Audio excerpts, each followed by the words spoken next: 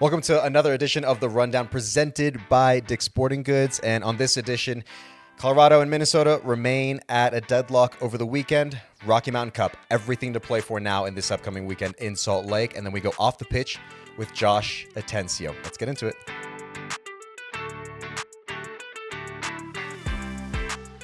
Welcome, everybody, to another edition of the Colorado Rapids podcast. And this week's edition of The Rundown presented by Dick's Sporting Goods. I'm your host, Mike Ravolo, alongside my good friend and resident Rapids legend, Drew Moore. Drewby, how are we doing on yet another Monday morning here filming the podcast together? I'm doing really, really well. Love to hear it. I'm excited about this week. Yeah. Yeah. There's a little extra. My blood's a little warmer than. It's not the heat that we're having. No, you know here what? late September, My blood's a little colder. Oh? Than it usually is. Walk me through this because you lost me. Of what happens this weekend. Yeah. What will happen this weekend. It's the big one, man. It is. It's the big one. Like Yeah. These are the matches that we always look forward to as a fan to partake in and be able to watch as the players and the coaching staff, I'd imagine, be involved in and make a difference. Like this is it, man. And especially this part of the season. Yeah, the script that is written before we even go to the match of the implications against our rivals it's going to be pretty sweet. I know I'm getting ahead of us a little bit here, but Just a little. You asked me how I'm feeling. I did, to be fair. And I'm feeling cold-blooded. To be fair. Cold-blooded. Yeah, I might come out of the radio booth on Saturday night and do whatever I have to do to whoever I have to do it to make sure we win this match. So do I see Drew Moore like the 95th minute just running on, like getting a red? Hopefully if I come on the 95th minute, it's because we've won the match, you know? I might come on in the 5th minute if I have to. Well, that's no, you will not see me on the pitch on Saturday night. I can promise you that. Let's keep you in the radio booth. Okay. Let's keep you in there with our good friend Connor Cape. But hopefully we. Yeah, because I'm so good in there. Yeah. Oh, goodness me. What a great start to the episode here. Yeah, it's gone off the rails already, hasn't it? They're back there shaking their heads. Just another day of Drew and I just up to shenanigans. But it's a big week, Mike. Come on. It is like for like real talk. Like this, yeah. This is the match. I would say. Thankfully, the Rapids they got the win earlier on in the season here when we had the match, the first Rocky Mountain Cup match here at Dick's Sporting Goods Park. There's a 1-0 win against them. But this is where everything's on the line in terms of Rocky Mountain Cup, and hopefully we're talking about the Rapids walking away with it for a second year in a row. That would be something. But again, we will get into it further in the episode in terms of all the details and actually previewing that match. But in terms of something to look forward to outside of, it'll be after our Rocky Mountain Cup matchup this week, is the podcast next week will not be here in our usual safe confines of Dick's Sporting Goods Park. It's going to be at Lariat Lodge at the location out in Littleton, just like we did last year, which last year was a blast, dude. Like I had a lot of fun with that. Too. So I'm very much looking forward to this year's edition, just with I love the live element that there is with having fans out there who want to tune in. And obviously, we're going to have the Bassett brothers, the Bassett Hounds, if you will. Bassett Hounds. They will be our guests for the podcast, both Cole and Sam, which I'm very excited about to have both the Bassett boys with us. And so in terms of information that you guys need to know so that you can come and join Drew, myself, the Bassett Hounds, of course, our production crew, they'll be there. You guys actually get to see them, put a face to the names that I always mention, highlight them at the end of the show. So doors open at 5:30 at Lariat Lodge. Like I said, it's the Littleton location for Lariat Lodge. Doors open at 5:30. Podcast filming starts at 6 p.m. So just make sure you give yourself a little time. Grab a beverage, grab some food, get sorted out, get settled before the podcast starts filming. Because once we start filming, doors are closed. Can't have any interruptions when that's happening. So make sure you give yourself enough time to get there early so you can just kind of mingle, hang out, speak with everybody beforehand, and there's definitely going to be opportunity to do so after. But in terms of getting ready for the pod itself, doors open at 5:30, podcast filming at 6. You do not want to miss it. Don't miss it. It's fun, man. If last year is any indication of what it's going to be like, it's going to be a lot of fun. Yeah, and I'm looking forward to it. Good food, good drinks, and we get to talk good people, Rapids. good times. Good people. It's just good all around. Most of them. It's awesome. What do you mean by that? Don't worry about it. I'll leave it at that. So yes, guys, please, we'd love to have you out there at Lariat Lodge because it's just a fun experience altogether. So again, that is going to be Monday, October 6th, our next podcast episode. Doors open at 5:30 with the podcast filming happening at 6 p.m. And then one little thing I want to make note of here before we really get into the meat of the show is regarding the U20 World Cup. Yep. Drew, big tournament, by the way. It's a massive tournament. You played a part in it at one point in years. Many years ago. Many emphasis on many years ago. No, I'm kidding, Drew. But yeah, taking early digs at Drew very early in the morning here. But I love it. U20 World Cup. So why is it of note to us? Because we have a couple players that are involved with the U.S. U20 team. That is Adam Beaudry, goalkeeper Adam Beaudry, one of our homegrowns, and then Noah Cobb, our player on loan from Atlanta United. So first of all, congrats to even be a part of this tournament, because we were just talking about it off air, like before we got started with the show. Like for me, it's one of those tournaments, like it feels like a really big deal. Like these are prospective players that you could see, like if they're making it to this tournament, they're going to have a career. Like more often than not, they're going to have a very good career ahead of them, wherever they manifest that. With if it's Adam and Noah here in MLS or other players from different countries. So very much worth noting because of how big I feel that this tournament is, and the fact that we have two of our own players out there be able to participate to represent the U.S. And they kick off their campaign today, by the way, later on today at 5 p.m. Mountain Time, if I recall correctly. So we'll definitely be keeping tabs on that and supporting those boys, because that's a hell of an opportunity to have. So we're super excited for both of them. Yeah. I remember my U20 World Cup, again, many years ago. We were winning in the quarterfinals in the 94th minute, and Argentina scored to tie it up, and they ended up beating us in golden goal overtime. But you know who scored the game-tying goal? Have you ever heard of Javier Mascherano? Oh. Yeah. That's I think a lot of folks have heard of that name. Obviously, it's it's like you said, like it's a class tournament. Yeah, I feel like that. Big names. It's like a little anecdote, but I think it goes back to what I was saying of like that's where I feel like this is a big tournament, because you have guys like that who eventually go on to have the careers that they do wherever they go, right? But more often than not, if you're participating in this tournament, it's I think you got a pretty hopefully special future ahead of you. So that's why such an emphasis on the fact that we're so excited for Adam and Noah to have that opportunity to be in this tournament. So that'll do it for that was a hell of an intro that we had. A lot of things covering there. There was a game digs on at each Saturday other. night, wasn't there? Yeah, there was. I'd say let's just get into it now. All right. I think we've spent long enough just doing intros and a lot of other stuff here. So Drew, this is the second matchup, Drew, between Minnesota United and the Colorado Rapids. This time here at home in Dick's Sporting Goods Park. The Rapids got the better of Minnesota earlier, about a month ago, with a 2-1 win, hoping to make that happen again here at Dick's Sporting Goods Park. Cole with a free kick chance here, Drew. Yeah, early free kick chance and clever from Cole. I like it. He dips this free kick and skips it and bounces it right in front of Dane St. Clair, who's up for the task on this one. But that's just a foreshadowing for Rafa Santos's about 20 minutes later with just so much power and venom. And we talk about his left foot all the time, and I love it. He challenges St. Clair here. He says, I'm going your side. I'm going to hit it as hard as I can through traffic, and I'm going to skip it right in front of you. And I think it's on St. Clair before he realizes it. And that left foot continues to be a weapon for the Rapids, whether it's from free kick shots, whether it's from crosses, from set pieces. And Cole Bassett and Rafa Santos are always taking free kicks, typically on Fridays after training. And we see the production they're getting out of them. And, a good goal right before half. A very good goal from Rafa. That's his first with the Rapids since joining just about a month or so ago. Rafa, moving to the second half, Rafa Navajo with a chance here, Drew. And Rafa, of course, trying to get back into his goal-scoring form, but Dane St. Clair was obviously up to it. And then moving ahead to the 65th minute, not long after from Rafa Navajo's shot, Minnesota, quite frankly, drew out of nothing with this opportunity here. Which is exactly what Minnesota does, right? They seem to be out of the game. They're defending a lot. They're conceding a lot of possession. And then whether it's from a set piece or a transition or a worldie from Triantis here, they score goals. And then just 2 minutes later, Drew, Minnesota, after just scoring, looking to threaten the Colorado goal, but Rob Holding was big in this moment. Yeah, showing his experience again. And Rob Holding has been such a good signing, ever since he's been in and showing a lot of a good relationship with Maxu as well. For sure. And then late on here, Drew, kind of basically last kick of the game or last head of the game, Cole Bassett with a chance, but Dane St. Clair was up to it to keep it level. Yeah, furious finish that would have loved to have seen Cole hit the back of the net there. He put his head in a spot where there was some other heads in a dangerous position, and St. Clair up to the task on that one. And match finishes 1-1, Mike. Yep, 1-1 draw between the Colorado Rapids and Minnesota United. Rapids were hoping to walk out with 3 points, but nonetheless still obviously in the playoff picture, even with this result. Looking at the match stats, Drew, just comparing these two sides, 16 shots for the Colorado Rapids versus the 12 for Minnesota. 8 shots on goal for the Rapids versus 3 for Minnesota. 5 corners for the Rapids, 4 for Minnesota. And then possession, 57.5% went the Rapids' way versus 42.5% for Minnesota.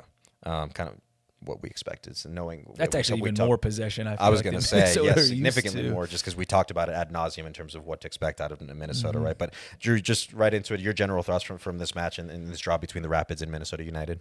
It was interesting. My thoughts when I first left the match on Saturday night was kind of disappointed. Just frustrated that we didn't get all 3 points because I felt like we deserved it. And then the more I thought about it through Sunday and then through last night as well, it was a good game. It was a good performance, really from start to finish by the Rapids. And I know people are going to be frustrated that we didn't take all 3 points, and that's understandable. To be fair, Minnesota's a very good team. They're third in the West. They're pushing to finish top of the West. And they did exactly what they typically do. They've got a lot of quality. They play a little bit different than most teams. There's really no like for like, comparison to anybody in MLS, and it takes an absolute worldie for them to actually score a goal. I thought defensively we were solid. We looked pretty good in our possession, which we had more of the ball than we're used to, which is going to happen against Minnesota. Frustrated not to get all 3 points, of course. We remain in 8th place in the table. And I think if you have performances like that, more often than not, you're going to have positive results from it. And so I can't complain too much about the performance. And it was a good game. And again, just kind of like the fact that my mood has changed since the game happened. It's like good performance, frustrated not to get all 3 points. Yeah. I'm with you, Drew. Yeah, like where the initial reaction was, who doesn't want to walk out with 3 points, regardless of the context or what match? You always want to walk out with a win. But as I kind of like thought through it, and I watched the match back literally that night because I couldn't sleep thereafter because it was very, how it is on a game day. It's very difficult too. So I watched it back and I was like, it was a good performance. Like we put Minnesota under it. As we said, this is a team that likes to sit. They know what they're about. They're going to sit and then just go the other way. But they really didn't have too many opportunities to go the other way because the Rapids did so well of just shutting down the midfield and winning those second balls and any loose balls in there to prevent Minnesota from even having that chance to begin with, right? So Minnesota's game was, I would say, pretty limited on the night. And, it takes a worldie, quite frankly, a worldie of a goal from Triantis to level it up and for Minnesota to walk out of this building with at least something, right? But for me, overall, if you look at the performance against a side that's, I would say, a unique challenge in this league, which just because of how they play compared to really anybody else, it was a good performance. I think the Rapids did everything they needed to do outside of just finishing a few chances here and there to put the ball in the back of the net and finish off Minnesota because they really put Minnesota under it. If you're Minnesota, you were thrilled with the 1 point that you got. If anything, kind of wondering a little bit how you walked out with that 1 point. But again, sometimes a special moment like that pops up. You take advantage of it, and you do find yourself walking out with at least something if you're Minnesota. But I'm with you, Drew. Like an initial disappointment, but that's definitely a performance for the Rapids to build off of, especially as we talked about early in the show, going into what's a very big weekend. Yeah, and I think and you're going to have to use that. And it was a mature performance. I feel like there was some veterans on the field, just a group that with some new additions, but that look like they're really, gelling extremely well at the right time. And we didn't let the way Minnesota plays bug us too much or cause us to do things that we don't usually do. By no means was it a perfect performance, but I thought it was a mature performance where, we score a goal. It takes a worldie to tie it up. We were really the only team after that was pushing, that would look like was going to actually win the game. And I think you're going to have to draw on that experience and, the fact that the team's coming together with some new faces, and that it was by and large a mature performance when you're coming up to these emotionally charged games and every point matters. I'm very pleased with how Saturday night went. Yeah, and I like that you said mature. Like it feels like one of those where like in moments and stretches, sometimes just doing what you have to do, right? And we talked about that before. We're now in that part of the season where like you kind of just, it might not be pretty all the time. Yep. But you just kind of have to do what you have to do to get a result, right? And the Rapids came close. But again, this is a very stubborn Minnesota United side. They know what they're about. They're going to sit. What was it, 5-4-1 that they set up as? Like as defensive as you could possibly be. Like teams already come here and do sit a little bit, knowing that the altitude will play a factor down particularly in the second half when they come here. Minnesota was just like, we're just going to bunker in, even maybe a little more so than we typically do. And as we mentioned, they were missing Tanya Wolashe, he's on Villarreal, so he's not even part of the picture. And then Kelvin Yeboah, who they've been missing. So that changes things a little bit. I know Eric Ramsey has cited that missing guys like that does influence how they do things a little bit, even if they do have that typical setup of just sitting and then going in transition. But listen, man, this is for the Rapids. This is certainly something to build off of. As we're an important part of this season, the very very critical part of the season, as we have only 2 games left in the regular season. And then 2, like I said, just leading up to Real Salt Lake. We'll get into that match. We'll preview that match properly later down the road with this episode. But it's very much something to build off of. So if anything, I'm more encouraged by the performance in terms of how the Rapids handled their business, even if they were just missing that one little bit to just finish their chances and walk away with 3 points at the end of the night. Yeah, and I think going along with the maturity of the performance, it was nice to see Josh Atencio back in the starting lineup because of what he brings both sides of the ball, some calmness, some experience. Obviously he's all over the field, but having him back is, a lot of times when guys are injured for longer term, it's like you and I have talked about it before, kind of out of sight, out of mind. Seeing Josh back, and I know he came on in Dallas the weekend before, but seeing him back in the starting 11 had to have been a big boost for everybody around him. It certainly was for me and just the way that I look at this squad. But I think for everybody around him as well, he's a big player in this squad. Yeah, not just in size, but like just his presence. With the way he plays, the way he breaks up plays, like he just does a little bit of everything, and I personally feel is very good at it. So Josh for me has been a wonderful addition to this group. It's just a shame that that injury at Philly, right, just kind of hampers him a little bit, keeps him out of the picture. But very, very nice to see him not just back, but back in the starting lineup. Shows you how highly the coaching staff rates him and how strongly they feel about his influence with this group. Yeah. And then I mentioned earlier with Rafa Santos, I wanted to just quickly shout that out. His first goal as a Burgundy boy, albeit wearing the very fresh OG green kit. Albeit, unfortunately, it'll be the last time we'll see it this season, but I'm glad I got mine. Yeah, me too. I'm glad because it's fresh. It's nice. So shout out to Rafa Santos because that was a good goal, by the way. Like, to be fair to Dane Sinclair, there's bodies in the way and he sees it late probably, but if you notice, there's a little bounce. Yeah. And those, I feel like those are the trickiest for a goalkeeper to deal with, especially at that pace. The way Rafa hit it, He means to do it. Of course. It's exactly what he's going for. He's shooting through traffic with power and pace, and he's basically saying, try to stop this. Yeah. No, it was a very good goal. Yeah. It was a very good goal from Rafa. So it's nice to see that set piece threat that we have, whether it's Cole, as we saw with his free kick against Houston, Rafa just now against Minnesota. Why not Connor Ronan? Because I rate Connor with he has a cannon on him, or a precise cannon even. Mm-hmm. So I like our options on set pieces. Me too. So, I really do. Rafa Santos is a very nice addition to all of that. And we were speaking about Josh, right? So actually, funny enough, his family was in town. They caught my attention. I was just kind of waiting for the guys to finish their pregame warm up before they went back to the locker room and get ready for the match. And some of his family were catching my attention. I was just speaking with them for a little bit.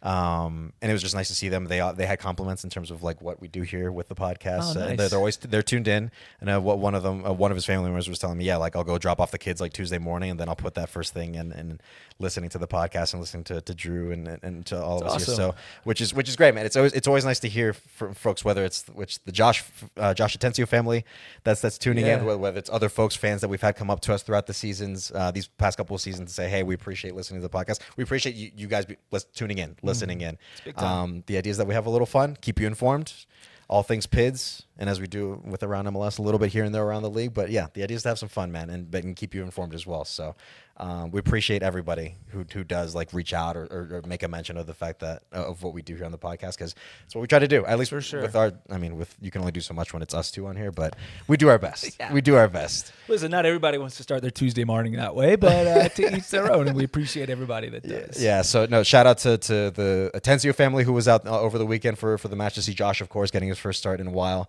and to everybody who tunes into the podcast, including them. It's very, very much appreciated. So, all right, and we're going off the pitch with second-time guest this season in 2025 with midfielder Josh Atencio. Josh, welcome back to the podcast, the Colorado Rapids podcast. Good to have you back on, man. How you doing?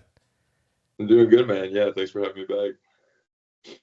Of course, happy to have you back here. To be able to talk with you now, kind of later on in the season, because the first time around is much earlier in the season when you kind of just were looking to get settled here at Colorado with a new club, with a new environment, and all that. So nice to have you back in this time around. Speaking of being back, it was the first time on Saturday versus Minnesota that you were back in the starting lineup after you'd been out with the injury you were dealing with for about a couple months or so. It was at Philly, that match where you picked up that injury. How did it feel just to be back after kind of dealing with that injury for a couple months? Yeah, it felt great. It felt good to finally be able to get back on the field, finally be able to play at DSG, and to get back into the mix. I think it was 7 or 8 weeks after post injury. Kind of after what I did to the knee, and after like what felt like a really long rehab, program. Felt really good to be back and playing and feeling 100%. So thanks. Yeah, Josh, I think we're all excited to see you back in the starting 11. I know Mike and I certainly are. Of course, the midfield does look a little bit different because the transfer window closed. There's some new faces all over the field, but particularly, with like a Paxton Aronson and a Alexis Mangioma, joining the group. How has that reintegration been with some new roles and some new faces in the middle of the field for you? Yeah, no, it was interesting. I didn't think too much about it. Given the integration was pretty easy. Given guys have stepped in and fulfilled roles really really quickly, and it's hard to believe that some of these guys have only been here for as short a time as they have been, given their comfortability in the team and everything. I think that was my first time playing with Rafa Santos, Paxton, Rob, and these guys, they feel like they've been on the team for a really, really long time at this point, just given how comfortable they are. And, I think that made it really easy for me to, step back in and feel comfortable with the group. For sure. I think those guys, you mentioned Rafa Santos, of course, Paxton Aronson, Rob Holding, Alexis Mangioma, and even Noah Cobb. But, not only have they made a big difference on the field, you talk about kind of the energy and positivity that they bring in the locker room as well. And I want to ask you, 2 games left. Currently, we're in a playoff spot, but, it's going to come down to the wire. It's, kind of coming down to the nitty gritty. What is the mood like overall in the locker room right now? The vibes are good in the locker room right now. I think guys are pretty mission oriented at this point. We know what we're trying to accomplish, and we know what it'll take to do it. All our eyes are on this next weekend, and heading into RSL. We knew what it took last time against Salt Lake to be able to get a result at home, and we know what it'll take in their building. So I think we're all really really excited for it, and all really just looking forward to getting back on the field on Saturday. And as you mentioned, Josh, it's RSL on the weekend to decide Rocky Mountain Cup for this season. And you have experience being in derby matches, you being with the Seattle Sounders previously, being a part of those Cascadian matchups. Based on your own experience, Josh, and even just with Rocky Mountain Cup having been a part of it already earlier this season, what sort of preparation goes into a derby match during the week? Like, what's the mood in the locker room like as you head into this very big matchup on the weekend? Yeah, there's a little extra to it, and being able to play your rivals in their building, put yourself in a really good spot for playoffs. There's a lot of levels and a lot of elements to this game, and I think everybody in that locker room is well equipped to deal with situations like that. And I think this week it'll just be like a slow build up. We gotta take our preparation like it's any other game, but we also have that little edge to us, and knowing that what we're preparing for this week is an important one on Saturday. Josh, I want to ask you about your game specifically, because being able to watch you like firsthand, really close this season, I've been impressed with just your all around game, and I think a lot of people at this club have been as well. I know you don't necessarily model your game after anybody because we've talked about it before. Of course, Mike Rivolo gave you a Declan Rice shout out, which is is not a bad shout at all. And I think, I agree with it. You don't model your game after anybody, but like, how would you describe your style of play? Again, both sides of the ball, you impress me. When you're going into a game, are you thinking defensive? Are you thinking attacking? Are you thinking everything? I know this is kind of a long-winded question, but how would you describe kind of your style of play when you're out on the field? Yeah, no, it's a good question. I think I'm more of a defensive midfielder than I am a midfielder or an attacking midfielder. I kind of try to be kind of like the counterweight to the midfield. When we're attacking and we're up the pitch and guys are creating stuff, I kind of want to be that stability. I want to make sure we don't give up with too much in transition, that I can kind of put out fires early, but at the same time still be connected to the attack and allowing us to circulate possession if we need to, if we need to pick up the pace and drive the game forward. So I just, I maybe would describe my game as trying to plug as many holes as possible and just make sure that there's, we're not giving anything away on either side of the ball. I think also, and Mike, we've talked about this, but I don't think Josh gets enough credit for the physical output that he puts in the matches. Again, both sides of the ball, but the amount of ground you cover, man, like, wild. You must have some good genes. You must have some very healthy genes, because you're all over the place. And I know you have a question about his genes, don't you, Mike? That's one way to tee up the question that I have. But Josh, you had some family in town this weekend, man. So obviously it's always nice to see family, especially you being kind of further away from them at this point, being here in Colorado. But I think you have some here in Colorado, if I'm not mistaken, right? So, I mean, what was it like to be able to see your family here on the weekend, to watch you play on Saturday? What was that like, man? It was an incredible feeling. Everything just, kind of teed up for it. Being able to get my first start back from injury. It was my parents' wedding on Saturday, so wedding anniversary on Saturday, so they were celebrating that at the game. It's my dad's birthday today. It's just a great weekend, and to be able to get my first start and be able to play at home with all my family there, it was real special for me. So it's been good. It's been nice having them around. I've been able to show them around the area here, and they all love where this little neck of the woods we've been able to carve out for ourselves here in Denver. So they're loving it, and I'm loving having them here. So it's been good. Did you get to spend like a decent amount of time with them? Because I know between you trying to get ready for the match on Saturday, I think you mentioned that they flew in kind of late Friday night, if I remember correctly. Did you get to spend a little time with them, or was it just kind of like very quick, like for a hot second, you're spending time with them this weekend? No, I didn't get to see them until the game. And then after the game, we were able to go like grab dinner and stuff like that. And then I spent all day with them yesterday, and we're going to the Broncos game today. So it's my dad's birthday present, him growing up a Broncos fan and everything. They got him a plane flight out here and some Broncos tickets for his birthday. So we're excited for that one. That's awesome. That's sick. Broncos, have you been to a Broncos game? Every time they were in Seattle, I would go to those games, but it was only, 2 preseason games and then like 1 regular season game. So this will be my first time at Empower. I'm super excited for it.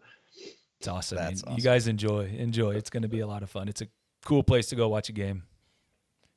For sure. And then shout out to your dad for setting up some happy birthday wishes here. So hopefully he gets to enjoy the day with you, and hopefully with the Broncos win along the way on a Monday Night Football match. So that doesn't sound too bad. It doesn't sound too bad for Monday night spent together with family, more importantly than anything. So, Josh, thank you so much for taking the time to join us for a second time this season on the Colorado Rapids podcast on Off the Pitch.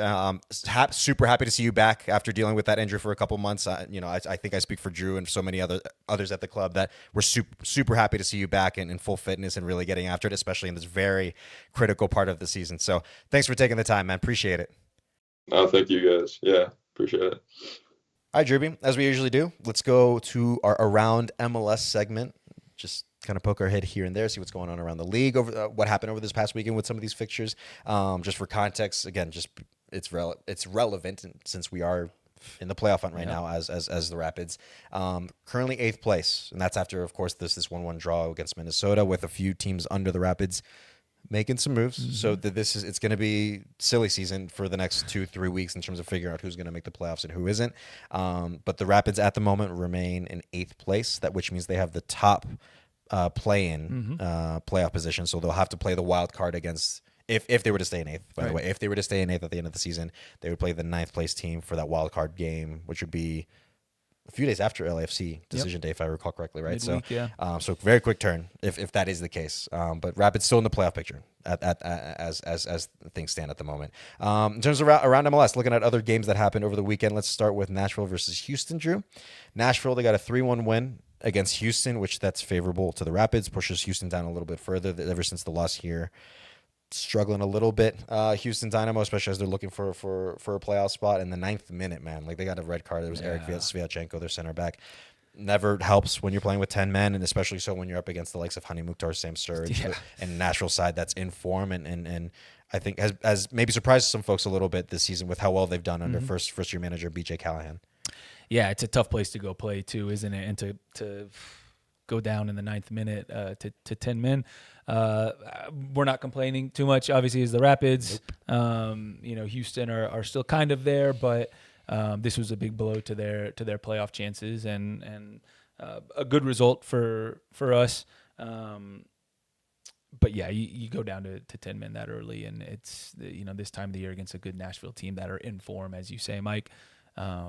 It's always going to be difficult. Yeah, always difficult. So that's one result that at least went kind of in the Rapids' favor. Looking to this other match that we were keeping tabs on, Drew, is San Diego versus San Jose. That's, I think, 2 losses now in a row at home for San Diego, which is very, very uncharacteristic of them. San Jose Earthquakes had a 1-0 win at San Diego, and it's a Joseph Martinez goal, which I think moves them just a little bit further in terms of all MLS all-time leading goal scorers, close to Jaime Moreno. Please stay away from Jaime Moreno. Don't touch him, Joseph. Please stay away from my fellow Bolivian, please.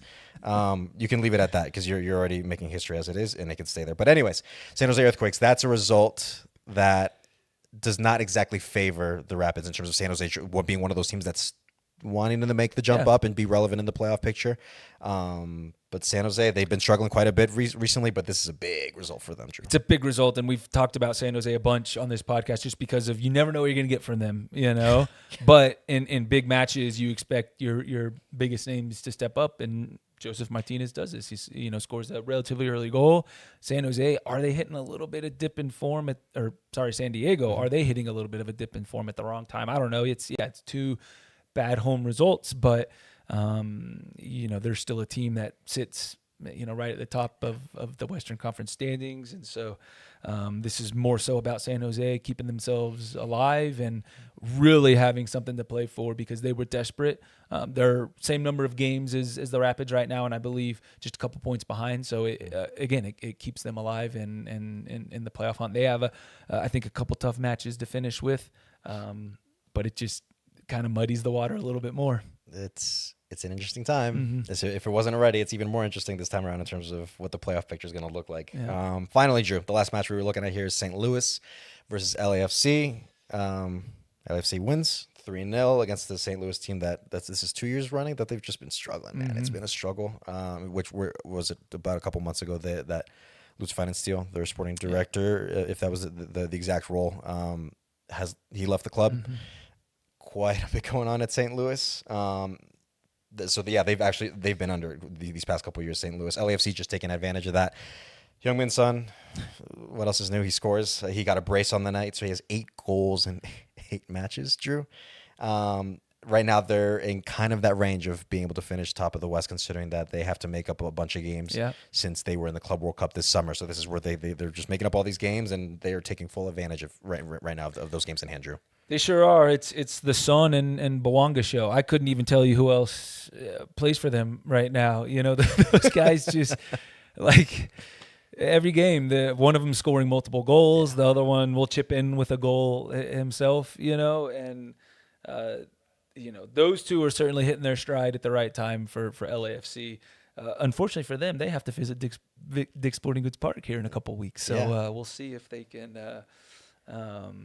be cooled off at that point. But I will say they're a lot of fun to watch. Those two playing together. It's like every time, they go in transition, they're going to make something happen. Yeah. And it looks like Son would have scored 34 goals if he played a full season here for I mean, like 8 goals in 8 matches when he just got to the league, Drew. I mean, but listen, we're talking about Heung-min Son. This is a guy who's done it in the Premier League at the highest level and has been one of the higher performers for a number of years in such a demanding league. So, listen, it doesn't always translate. We've seen players of that caliber, right, of that level come to MLS and just struggle with travel, with all sorts of things, right? Because MLS is a different beast entirely compared to really any other league in the world. Yep. But at the same time, it's also Heung-min Son. He's shown what he's capable of. He's done it for so many years, and for him to kind of translate that so quickly here in MLS is extremely impressive, I would say. As you mentioned, LAFC decision day will be coming here at Dick's Sporting Goods Park. Last time that LAFC was here on a decision day, it was a pretty fun time. Yeah, it was awesome. It was a pretty fun time. You were still playing. I was. Yeah, that was. I didn't play that game, but but it was a fun. It was a fun night nonetheless. Yeah. So hopefully the Rapids maybe can replicate that on decision day in 2025, 4 years later. All right, Drew, that'll do it for Around MLS. Some interesting results, some consequential results, if you will, as we've mentioned, in terms of what it means for the playoff picture, particularly for the Rapids. 2 more games, at least for the Rapids, because other teams are kind of different situations with maybe a game in hand or more going into this last stretch of the season, but.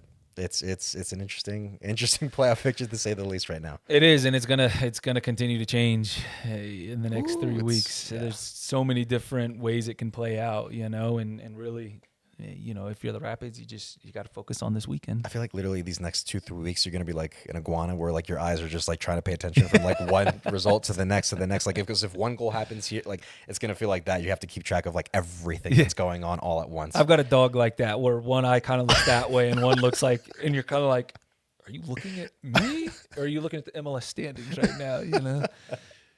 Everybody's tuned in apparently. Holy hell. The googly eyes. All right, Drew. This is it. We talked about it at the top of the show a little bit, but this is it. This is Rocky Mountain Cup. This is the second matchup between the Colorado Rapids and Real Salt Lake to decide who is the Rocky Mountain Cup champion for 2025. Will the Rapids retain it? Will the RSL get the trophy back? Mm-hmm. This is it. This is the big one. This is one of those, if not the matchup. When the schedule comes out, you circle on the calendar. You say, we're waiting for this matchup. And we're waiting for the opportunity to be able to play this match and claim Rocky Mountain Cup. Mm-hmm. So the second matchup between Real Salt Lake and the Colorado Rapids, that's happening Saturday, September 4th, 7:30 p.m. Mountain Time kickoff. Sorry, I meant October. Sorry. So Saturday, October 4th, 7:30 p.m. Mountain Time kickoff at America First Field out in Salt Lake. You'll be traveling, no? I'll be there. I'll be there as well. Yeah, I think we've got quite the contingent heading out there for this weekend. I hope so. Yeah. Of course, you can, if you're not traveling by any chance out to Salt Lake to catch the match, a very important match. You can watch an MLS Season Pass on Apple TV. And like I said, Drew, this is you're playing for all the marbles. Everything is on the line. We've mentioned it's Rocky Mountain Cup, obviously, is on the line here, but it's playoff implications, as we've said over and over, time and time again. Because in terms of where RSL sits right now, in terms of standings, we'll get into it a little bit here. Actually, if they get a result, it makes this even a more wild playoff picture, just in general, regardless of whether it's Rapids or not. It just makes things much more interesting. But hopefully, we were talking about the Rapids walking away with not just 3 points, but Rocky Mountain Cup as well. Before we really get into the nitty-gritty, Drew, let's look at the team comparison in terms of how these two teams compare. Real Salt Lake, they're 11-16-4, whereas the Rapids are 11-14-7. In terms of points, RSL are on 37, Colorado on 40. RSL have scored 35 goals in 2025. Colorado have scored 42. Goals against, RSL have conceded 46, whereas Colorado has conceded 53. And then average possession in 2025, RSL at 52.6 versus the Rapids 45% possession. RSL, Drew, in terms of their last 9 matches, they are 3-6-0. We cited before in the podcast a couple episodes ago where they were handed those 2 big back-to-back losses against LAFC, 4-1 losses, one at BMO Stadium, the other back at America First Field. So as we mentioned before, LAFC kind of doing a favor for the Rapids a little bit there in terms of holding RSL down in the standings. But RSL, they're coming off a win now, which I think is going to do them a lot of good going into this big matchup between the two Rocky Mountain sides. They got a 3-1 win versus Austin over the weekend. They're now, with that result, they're 1 point back from a playoff place with 1 game in hand. Still, just that if as if it wasn't crazy enough or even interesting enough already with play, like that could play a factor in terms of whether RSL does themselves favors to try to get in the playoff picture or not, quite simply. So, in terms of RSL, Drew, with Rocky Mountain Cup rivals, you know them very, very well from your time playing and being a part of these Rocky Mountain Cup rivalries. Looking at least in this season, 2025, what have you made of RSL? For me, it's been interesting to say the least. Yeah, I have a harder time kind of sizing RSL up this season than I have in a long time, I feel like. And it's been a bit inconsistent. They have some new faces, of course, and, that they've brought in not just in, the off season, but also the summer transfer window. And I just feel like they haven't quite hit the ground running with their new signings. They've had some players miss time to injury. Of course, Diego Luna is still there. Has he hit a little bit of a dip in form? I'm struggling to see RSL as having that identity of, yes, we have some very good players, but we're mentally just going to wear you down over the course of 90 minutes. I haven't seen that as much from them this season. And I don't want to provide, obviously, any bulletin board material here or not, because I guarantee you all that stuff's going to go out the window when they see Burgundy on the other side of that field.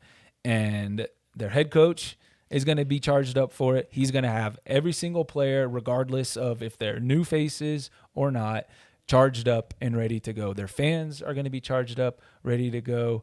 And it doesn't matter what their form is, what their consistency is, where they are in the standings, they're going to be ready for a fight from the opening whistle.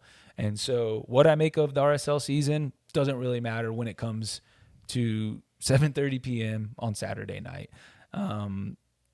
And the Rapids need to be ready for that. First and foremost, they need to be ready for a team that is desperate for points, which we've played against now a couple times the last few weeks, to try to get into the playoffs. A team that wants to take Rocky Mountain Cup back to their side of this rivalry.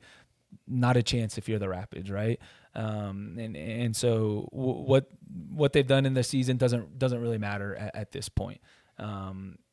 And if that doesn't get you excited, if that doesn't get you, I talked about being cold-blooded earlier. If that doesn't get you into a mental state where you're ready to go and do everything you can to win some matches, then maybe you don't deserve to win that match. This is the kind of game that I really, really miss. Not being able to go out and play in anymore. That's like sure. As you're talking about it, I can see it. Like I can see just like you like exuding kind of like that energy that you get from just you thinking back to those matches and those weeks that you're preparing for the match, if you will, right? If you're a Rapid, this is the match that you look forward to and want to get the better of your Rocky Mountain Cup rival.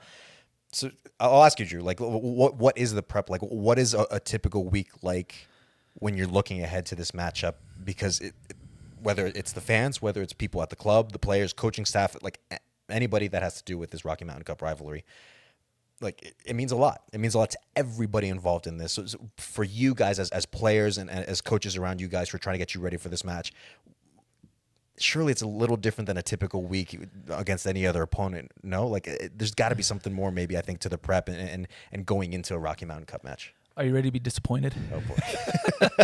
No, it's listen, of course it is a little bit different. There is a little bit more tension in the air. There should be, right? Like if there wasn't, then maybe the derby doesn't mean as much to you, but it also means different things to every single individual, right?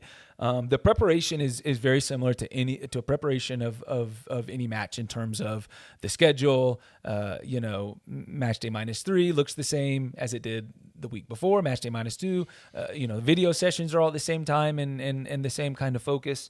But I would say that Chris Armas is somebody that has embraced the Rocky Mountain Cup, and we've seen the video of him celebrating when we won it off of RSL last season and what it meant to him and how he threw his shoulder out of his socket, pumping his fist and with that trophy in front of the fans, And so I've been very pleased with the way he has embraced this rivalry and what it means to him. And that filters all the way through, to his coaches, to the players. And I know the fans appreciate that. And I appreciate it as somebody who's played in a lot of Rocky Mountain Cup matches. But in terms of preparation, it still just remains very focused and very professional, and you go and do what you have to do. And then, you can talk about some of the intangibles, what it means. Everybody is going to think of it differently. But I expect it to be a little bit, just a little bit edgier in training, which is a good thing, of course. And Armis, Chris and his staff will have these guys focused and ready for the right things come Saturday night. Yeah, I feel like I was hyping you up too much when I was asking the question, but I think you hit the nail on the head in terms of it feels like it's a delicate balance between like you got to have the emotion and the drive and the willingness to be able to be ready for this sort of matchup because it could be a dogfight sometimes, like straight up a dogfight. Tactics do serve as the basis of how like you prepare during the week as you typically would on any other week in terms of doing video and running through tactical sessions. I wanted to make sure that everybody knows what their role is going into the weekend, but at the same time is having that emotion, having that little bit of fire in your belly ready to go for when the match really does start. And sometimes where you just have to like earn the right to play, as we know Chris Little, one of our assistants, likes to say, right? It feels like a very delicate balance. But I think finding that right balance can put you in a good spot, hopefully for the Rapids, at least in terms of earning all 3 points, a win at America First Field this weekend. So in terms of like things that we're looking out for in general, Drew, for this matchup between Real Salt Lake and the Colorado Rapids, who is a player on the RSL? So I probably have a good idea of what this is going to be, but who on RSL are you going to be looking out for that the Rapids will need to be keeping tabs on as well? It's going to be Kyle Beckerman. He's no. We just rolled the clock back like 15, 20 years there. My goodness. You should see Miles and Rich, man. He's dumbfounded with you saying that. That's actually really funny. No, it's Diego Luna for me. He is still the player that when he's in form, he's the one that makes them tick. There are some new faces in Olatunji and Ruan Cruz who have come in the summer transfer window, but Diego Luna is still the one that kind of has a free role to go and find the ball between lines and in dangerous spots. Can score goals, makes key passes, gets assists, and really still does carry out for me that RSL mentality of I'm going to be ready to fight you as much as I'm going to be ready to play football around you, and he's been a little bit of a thorn in the Rapids side. I thought the Rapids did a very good job against him in the earlier matchup, which we'll talk about. But for me, you have to keep an eye on where Diego Luna is at all times. The communication of where he's floating around, having somebody in his face. If he wants to go away from goal and get on the ball, fine. But if he's around the 18 or really in the attacking half and he gets the ball at his feet, you have to have pressure on him because he can see a pass, he can pick out a pass, and again he's gonna be mentally up for it. I promise you that. Yeah. Listen, as much as we don't like RSL, like you have to be able to acknowledge someone like Diego Luna, who has been as good as he has been stretching back from last year. Obviously, this year with the calls he's been getting with the national team, and I think it's the best shout. Like I think this is the guy that gets it going for the entire team. I think if you shut him down, like you shut down a grand majority of what RSL is able to do offensively, which, as you mentioned, I think the Rapids did a pretty good job earlier on in the first Rocky Mountain Cup matchup here at Sporting Goods Park of really limiting his ability to have an influence on the game, and therefore also limiting any chance they had of walking out with a result from this building. And he's got some good players around him, obviously Gonsalves and Ojeda and a couple of the players that I mentioned, but he is the spirit of that team, and when he's up for it, it kind of drives everybody else as well. So if you can take that away as much as possible, then I think you take a lot of what they are away. Let's flip it, Drew. I'm gonna mention what my Rapids player to watch is gonna be for this huge matchup with Real Salt Lake, and I'm gonna cheat. I like to cheat every once in a while. So don't cheat in school, kids. By the way, don't do that. I'm just gonna cheat here on the podcast. I'm gonna say it's just everybody on the Colorado Rapids side. We talked about it, Drew. Where this is a matchup where it's gonna take everybody. Whether you're a coach, whether you're technical staff, whether obviously you're the players, it's going to take every single person involved in this match to try to see this result out at RSL and retain Rocky Mountain Cup. So particularly for the players, it's going to be one of those where like it's going to feel like a dogfight. I think at times, just knowing how former Rapid that you've played with back in the day, Paolo Mastroeni, and how he's managed this RSL side. Bare minimum, you can expect a dogfight. Like they're going to come in, like be physical, be aggressive, be dirty, maybe even at times if you need to. But this is what these matches are about. Like sometimes it'll come down to kind of managing and working your way around those, or even through those moments of just who wants it more. Like who's going to want it more, who's going to be more emotionally invested, while also, as we mentioned, trying to balance that out with the fact that there's tactics and things that you've done to prepare for this match, and just be prepared for it. But there's just things that are going to be wrenches thrown at you during the match that you're going to have to deal with as RSL, just like the Rapids are going to have to, right? But as it pertains to the Rapids, I think it's going to be incumbent on every single player to just be ready to go. And I love that shout, Mike. And I think I'm gonna go straight into my key because it comes, it kind of piggybacks off of what you said, and because of the what this match means, not just for playoff implications, but Rocky Mountain Cup and just the derby itself. My number one key is we've talked about all these intangible type things and the emotions that go into it and the preparation that goes into it and the fans hating each other and the clubs, butting heads for so long and the cities not liking, all that stuff. But ultimately, my number one key for the Rapids is you got to control your emotions and manage your emotions. And yes, you have to let all that stuff fuel you and charge you, but ultimately you have to go out and perform on the field and do what you do and try to put all those things not aside, but direct them in the proper direction and put the right amount of energy into the right stuff that's going to get you the result, right? Because you can go in there emotionally charged and ready to go and ready to fight and ready to battle and lose sight of what you're ultimately there to do, and that is to perform and to try to get all 3 points, and so to manage those emotions and to control those emotions and to put them in into the right areas is for me going to be the most important thing on the night for the Rapids to get all 3 points. Yeah. Again, this is a rivalry match, man. Like everything goes into it. I can only imagine how physically, mentally, and even emotionally draining these matches must be. I mean, you've been a part of multiple of these matches, and I can't imagine just because of what goes into it. So I like that shout because I think it's literally going to take everything from the players to be able to walk out with a result against RSL, who, like we said, regardless of standings, regardless of form, when you go into this match, it's forget about everything else. All that matters is the match and being in the moment. So I'll go with my key to the match, Drew, here, and on my side here, and a little more tactical compared to and you provided an intangible there, which I think is vital, is super important, just because of what this match means and what this match is between these two sides. But I'm gonna say that if the Rapids can win the midfield, I would say just like the way they did basically against Minnesota the other night, you really do shut down RSL and just in general in terms of what they could do, whether that's in wanting to play in possession or if they at times they like to go in transition, especially with someone like Diego Luna who can drive the team to go in transition moments very well. I think if the Rapids can win the midfield, just clog up that midfield in the same way they did in winning second balls and loose balls and just being first to everything, as they were against Minnesota the other night, you can limit RSL, I think, altogether, even at home, even at their own home where the fans are a ruckus. They like playing in front of their fans there as well. Just win the midfield if you're the Rapids, shut down RSL and just put them on the back foot the entire time in terms of just keep retaining the ball in their half of the field, force them to defend longer than they would like. And at some point, the door's going to swing open and chances will present themselves, and hopefully the Rapids take advantage of those opportunities once they present themselves as well. So win the midfield. I like it. And I think that's a nice combination because, you talk about the preparation going into it and, there's all this noise. There's a lot of noise going into a big match like this. But as a player, you have to be able to compartmentalize and focus on what you need to focus on, And so I'll give you the energy and the mentality that you need to bring.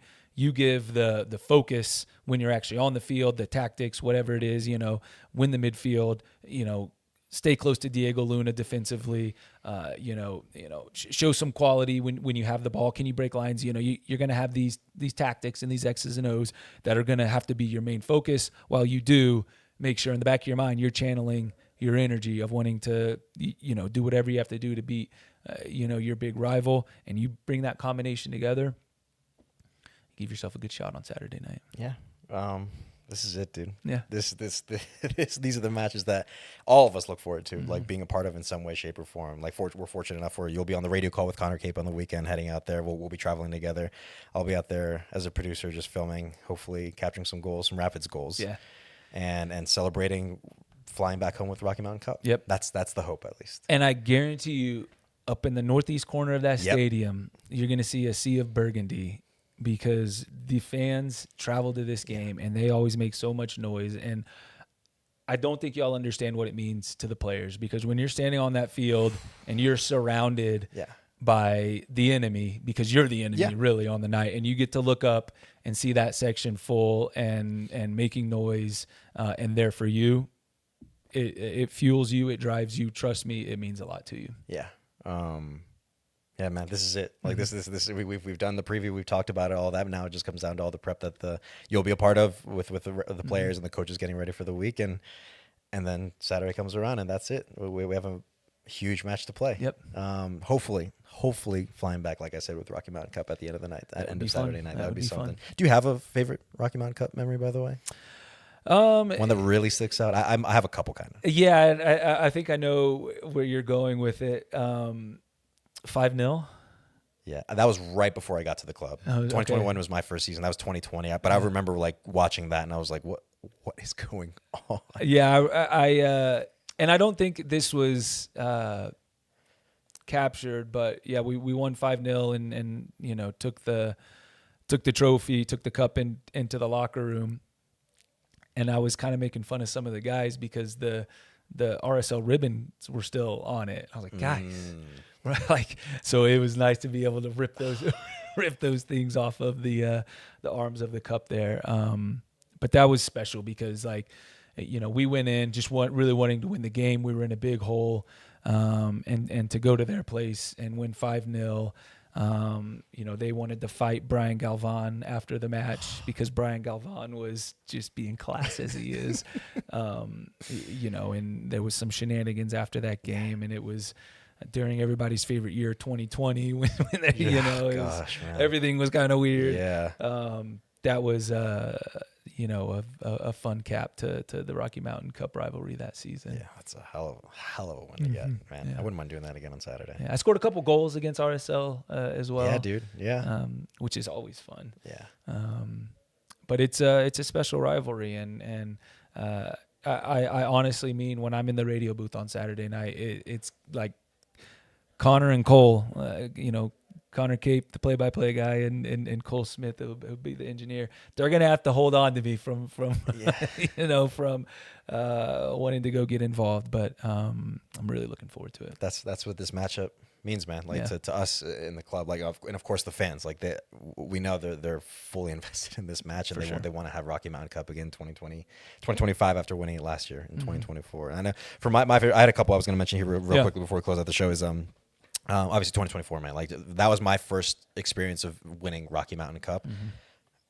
Dude, it felt good. Like it felt really, really good to just like I got an opportunity to just hold it myself and like kiss the trophy, and like it was a very good feeling to have that in hand and be like, we got it. It's ours. It belongs to us. That's where it should belong, quite frankly.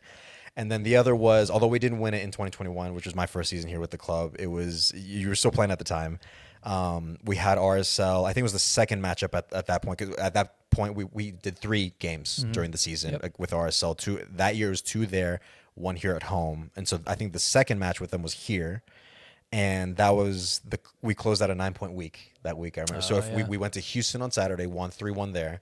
Went to Galaxy on a Tuesday, interestingly enough, and we won 2-1 there, if I recall. And then won 2-1 here. We had to come back. RSL scored first, but then we came back and scored. And I just remember the ruckus that came from when I think it was Mark Anthony K, who I think scored a header to give us the go-ahead goal. It's a header, right? And is that what you said? Yeah, header, yeah. And like again, we didn't win Rocky Mountain Cup that year, but just like that moment, to close out what was a very special week. That 9-point, I just remember just being a part of that. It was wild, but it was so much fun. Yeah.